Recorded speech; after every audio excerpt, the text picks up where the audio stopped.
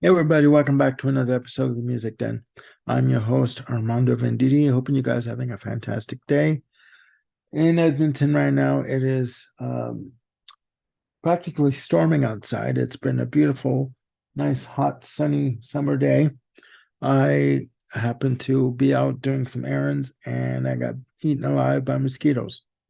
And when you're allergic to mosquitoes, that bloody sucks, believe me. Um, in this episode of the Music Den, I'm going to be doing another album ranking. It's not going to be a long list. This band I'm going to be talking about has 7 studio albums released, and I'm surprised that I haven't tackled this band earlier. But I wanted to do this video for my 170th video.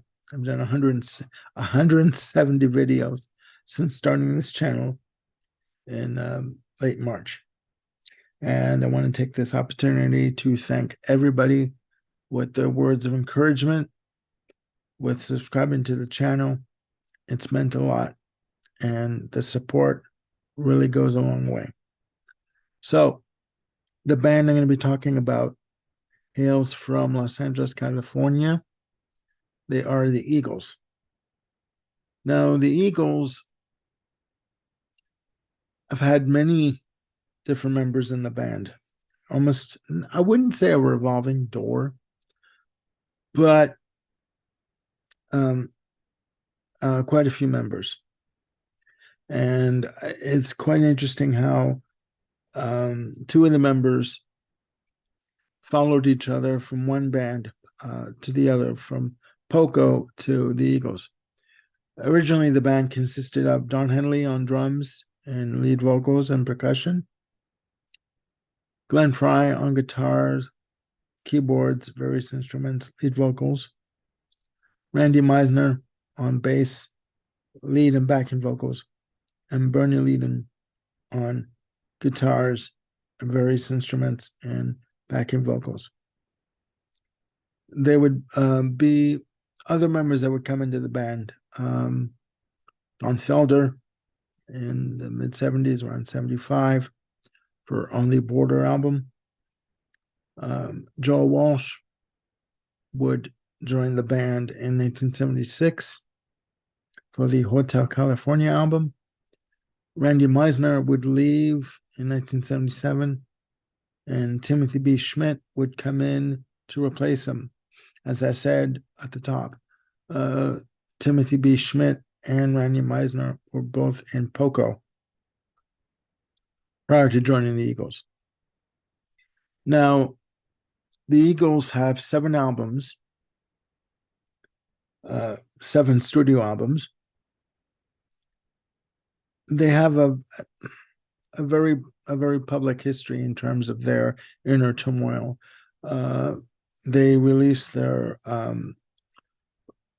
album The Long Run in 1979 before taking a very long and very public hiatus. It culminated in almost a public confrontation between Glenn Frey and Don Felder over a situation where Glenn Frey thought that, or felt that, Don Felder didn't support Frey and Henley's political views. They were performing at a political function, and Glenn Frey believed that Don Felder was disrespectful to the politician that they were supporting. Don Felder, to be fair, has said that he was never a politically motivated person, and he didn't understand why the Eagles were doing this concert or this performance. Don Henley and Glenn Frey's hold over the band at this point was absolute, and they make no apologies for that. They feel that, or they felt that there could only be 1 or 2 leaders, and the rest would have to be followers. It's also been said by Glenn Frey before his passing in a documentary on the history of the Eagles, that it was he and Don Henley that did the most to keep the name of the Eagles in the public eye, even during their solo careers. To me, that comment pissed me right off, because you can't do it all on your own. You need a good band if you are in a band, even if you are a solo artist. And I'm going to go on record as saying this. Even if you are a solo artist, you need a good backing band to have your back and to perform with you. The rest of the members of the Eagles, Timothy B. Schmidt, Randy Meisner, Don Felder, Bernie Leadon, Timothy B. Schmidt, they were not, I repeat, not Don Henley's and Glenn Frey's backing band. Period. I had to get that out of the way. I have seen the Eagles in concert 4 times. They are fantastic. They are fantastic. They are on tour called the Long Goodbye Tour for 2023, possibly 2024. Will I go see them again? Who knows? But I wanted to take this opportunity to rank their 7 studio albums. I should say the break came in 1980, and the comment was from one of the band members that they would perform again when Hell Freezes Over. Well, Hell froze over in 1995. They got back together, did a major tour. I saw them on that tour. It was amazing. It wasn't until 2007 that they released their final studio album called Long Road Out of Eden, which was a double album containing 20 tracks. Glenn Frey had stated at that point that this would probably be the last Eagles album.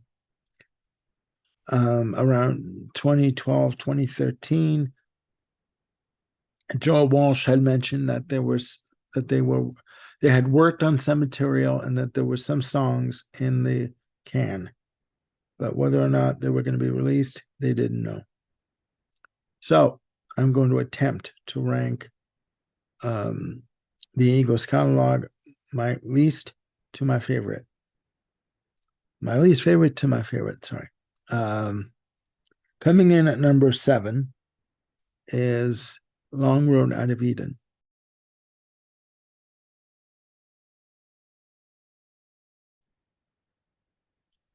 Released in 2007, sorry. There was a lot of hoopla and fanfare about this album. Double album. Don Felder was no longer in the band at this point. He had been kicked out by Glenn Frey and Don Henley. 20 tracks would be considered country rock.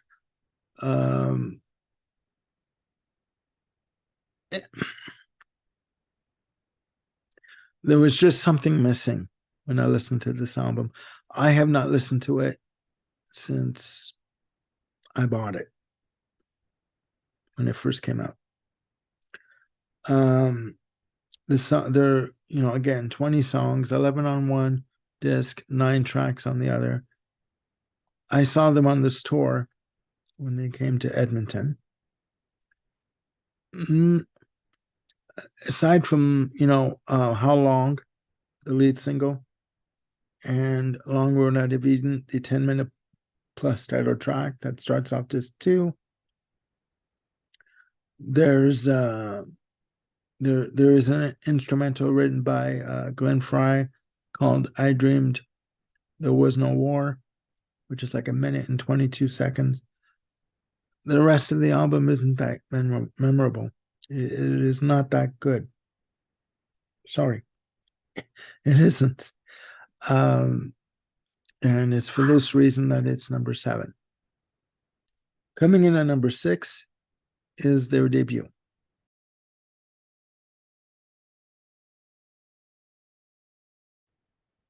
released in 1972, produced by Glenn Johns. It's been said that Glenn Fry has said in this documentary that although they did work with Glenn Johns, they did not get along with him very well. Near the end of their association with him, they did, I believe, 2 albums with him. I may be wrong. It's a good album. It's your country rock roots kind of an album. Songs like singers like "Take It Easy," written by Glenn Fry and Jackson Browne. Great song. Do I need to hear it again? Nope. Witchy Woman is a very sort of eerie, mystical kind of a song. Peaceful, Easy Feeling, great song. Great. I love their ballads. The Eagles, in terms of their harmonies and their ability to write melody and catchy hooks, amazing. Amazing. That's number 6. Coming in at number 5 is On the Border.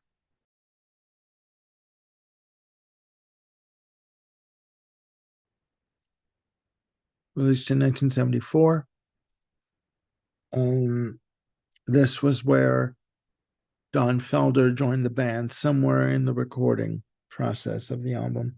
They started out, I believe, with Bernie Leadon. Started out as a 4-piece, ended up as a 5-piece. Good album, more of a rocking album, with songs like Already Gone, fantastic. Just a really fantastic, good, feel good rocking track. James Dean, another rocker. Fantastic. Again, they were able to construct melodies and hooks galore, right? And the beautiful, gorgeous, lush Best of My Love. I love this song ever since I heard it when I was a kid. And I didn't know who sang it because I was only 4 years old. But I love this track. Just amazing. Amazing. And it ends off the album, So that's number 5. Coming in at number 4 is their sophomore release, Desperado.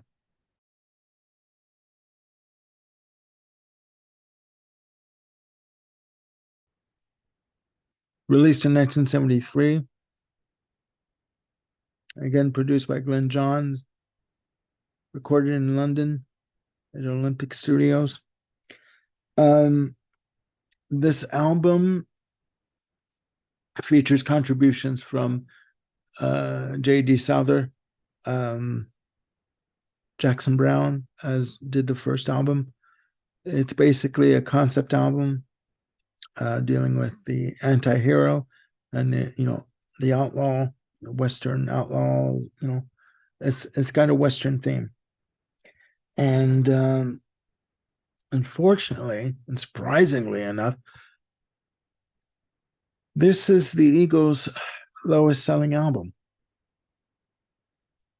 I don't know why. It's fantastic. It is amazing. With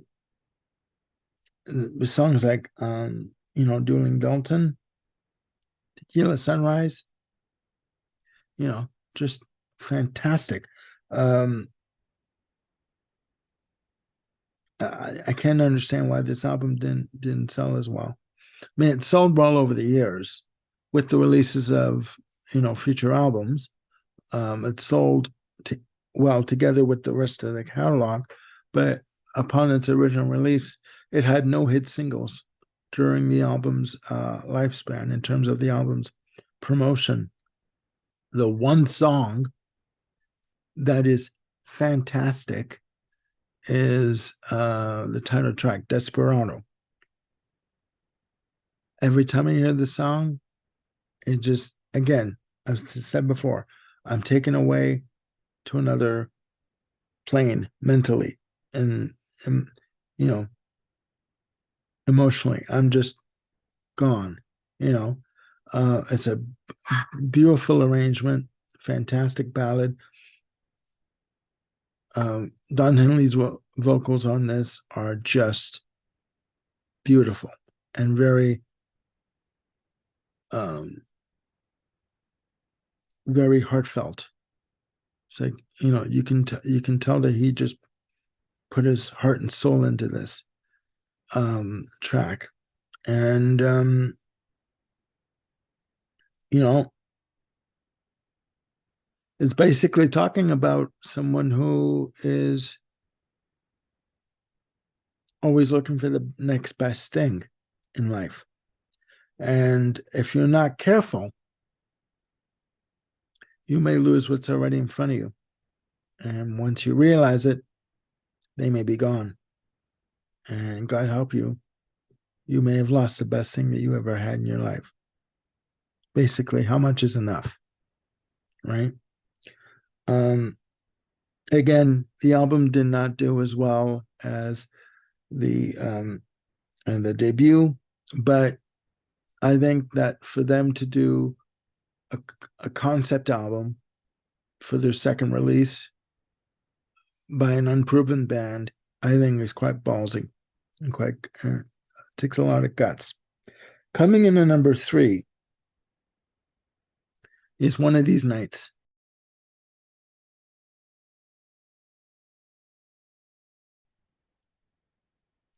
Released in 75, a beautiful album.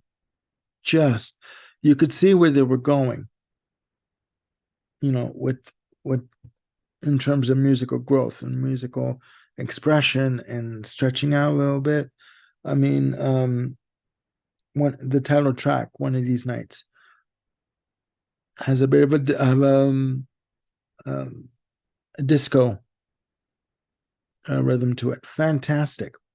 And the harmony vocals on it, just gorgeous, amazing.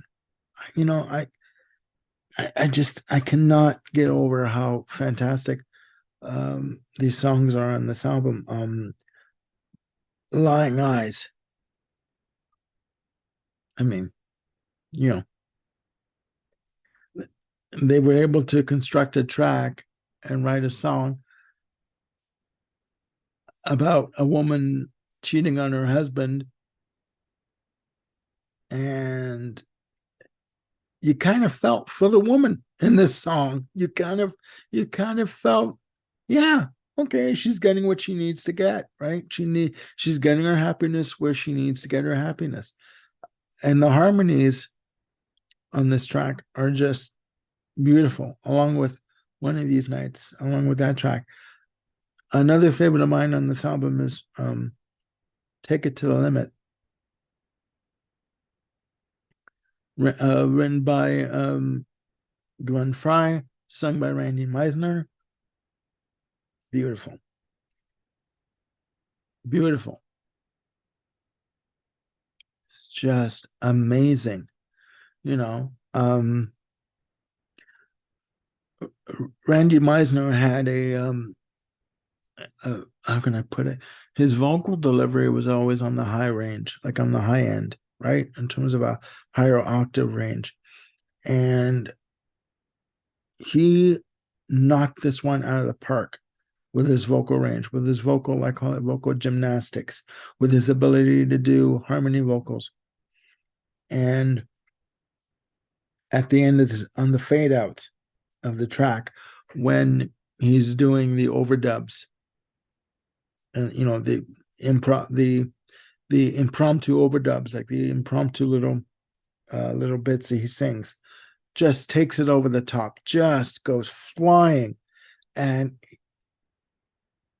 it is amazing. I saw in the documentary that I watched, History of the Eagles, where he said that at one point where he did not want to perform this song anymore because it hurt his throat. Like he was afraid to sing it live because he did not think he could hit the high notes on the outro. And they got to a point as a band where they would literally tell their road crew, tell so and so I'm not doing this song, tell so and so I'm not doing that song. And that's what happened with Take It to the Limit. And Glenn Frey gave him shit and said, look, we need to do this song. Yes, we do it every night, but that's what they've come to hear. And you're going to do it. So he basically made him do it, which didn't sit really well with him. But this is a fantastic album. I have all these albums, with the exception of the debut on vinyl. I have the debut on CD. Amazing. Amazing. Coming in at number 2 is The Long Run.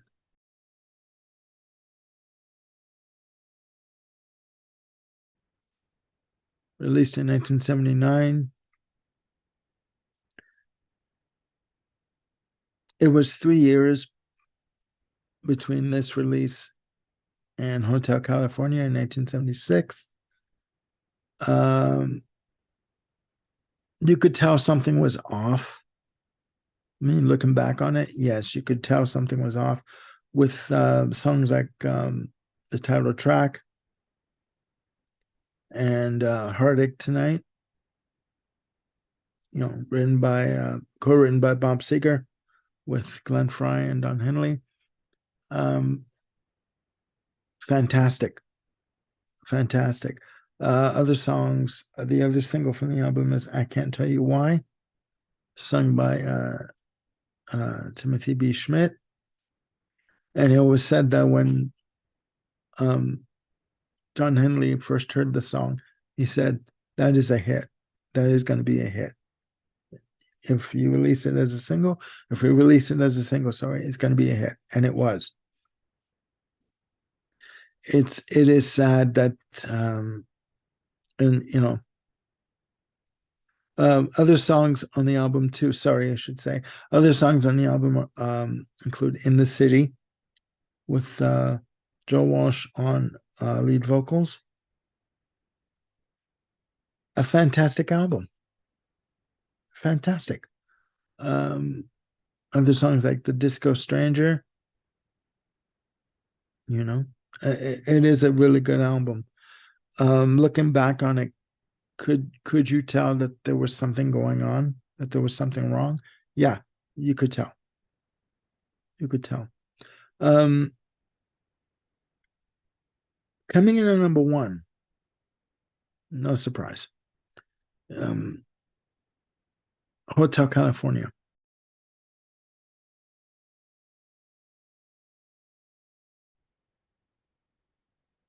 Released in 1976. This was the band's commercial and critical smash hit. Okay. 9 songs on it.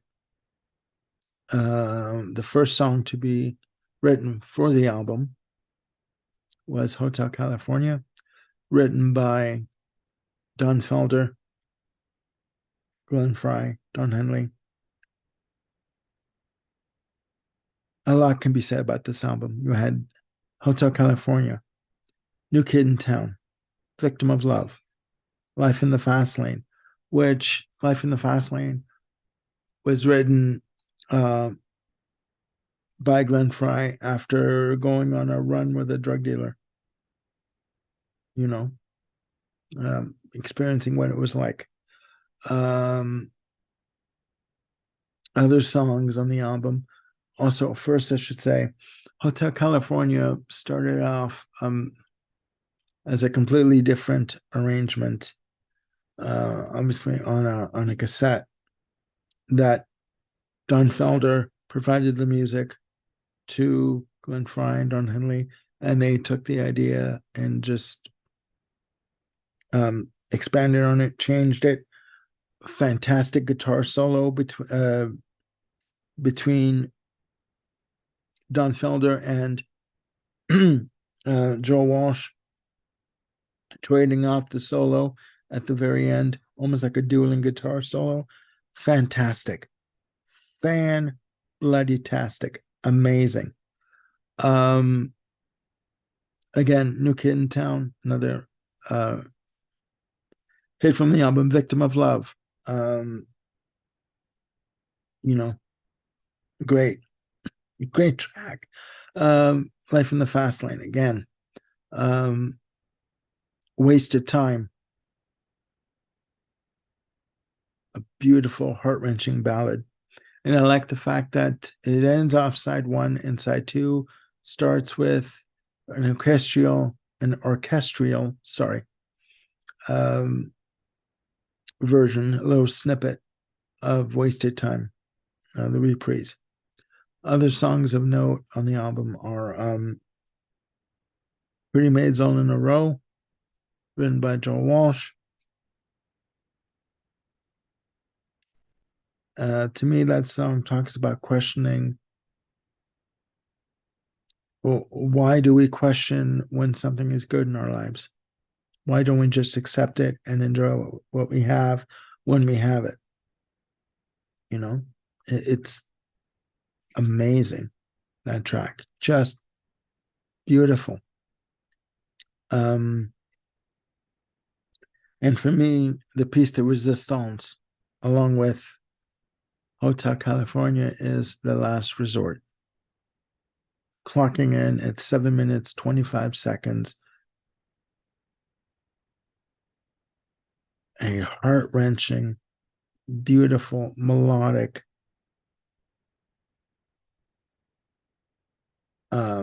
piece of music that, when it's gut wrenching, gut wrenching. Sung by Don Henley. I mean, with an album like this, with the songs of this caliber,